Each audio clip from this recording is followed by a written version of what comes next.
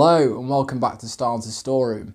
On this one we're going to be looking at the Land Rover and Sankey trailer, which many of you have asked to see. We're going to be having a brief overview of various aspects of the vehicle and a little bit of the history as well, so I hope you enjoy. Hi there, so here we are in the Cheshire countryside. Behind me is the Land Rover, which a lot of you have requested me to do a video on. So we're going to be going into some of the technical detail of it in just a moment's time. Okay, this vehicle was built with a 300 TDI engine, turbo diesel injection. It's 2.5 litre capacity, and it was one of the first of the 300 TDIs introduced in 1994. This vehicle was built in 94. It was put into an MOD holding yard in Liverpool for a year. It was then issued to number 4 Fighter Training School at RAF Valley in North Wales as a general purpose airfield vehicle.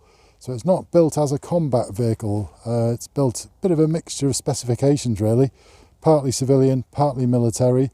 So if you look at it, we've got a military front bumper there with the towing pintle in the middle. Air scoop for the heater inside. Not fitted with a 24 volt generator like some of them are, because it's only a 12 volt vehicle.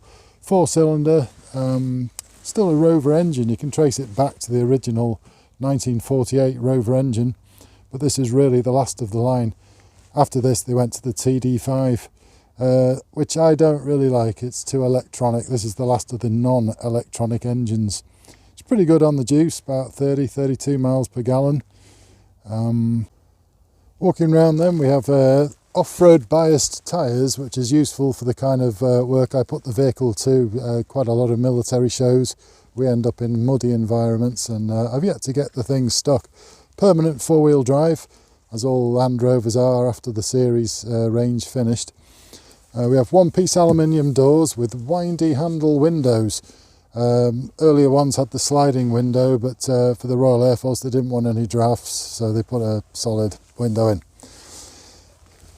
Moving along then, it's a hard top. It's not the plastic wolf roof. This is the original style aluminium riveted roof. We have military spec bumperettes on the back. Dixon bait tow jaw, for which the military like for towing. I've added a slider unit because I like to change tow bars if I'm towing a civilian vehicle with the vehicle. One piece back door. If it was a soft top, of course, it would have the drop down tailgate. We come on to the Sankey trailer now. This is a 3/4 ton wide track. This is a Mark II. There was 3 Marks, the 1, 2 and 3. The 1 and 2s, they had the drum brakes. The Mark III had the disc brakes. They're overrun brakes, so as you brake, the towing pintle closes in, pushing the brake unit on. Okay, this is the 3/4 wide track with the drop-down tailgate. The earlier half-ton narrow tracks didn't have a drop-down tailgate. They were sealed, and you could put bungs in and use them as a floating boat with an outboard engine on if you wanted to. The Ministry of Defence realised this wasn't really used, so they deleted that and put the drop-down tailgate on, which is much easier for loading cargo. This particular trailer had generators, electric generators on it. The wires would come through this area here. It's a bit sealed up. And this is why there's no dents in this one. The people weren't throwing heavier items in. The generators have been removed after the MOD finished with this. This particular trailer went out to Iraq in 2003. It actually came under attack in a convoy by the Iraqis, although I can't find any bullet holes, so it obviously survived it. We have the early style reflectors and the quick change light lenses, indicator, brakes and fog lights.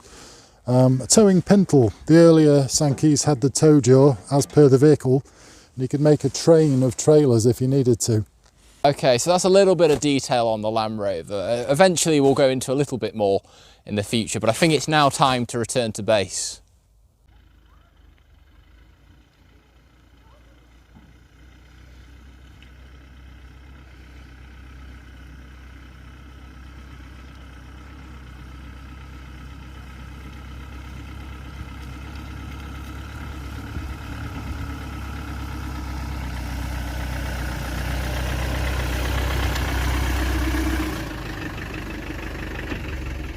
Okay, so that's that anyway. We had a really nice day in the countryside and I love taking the Landy out.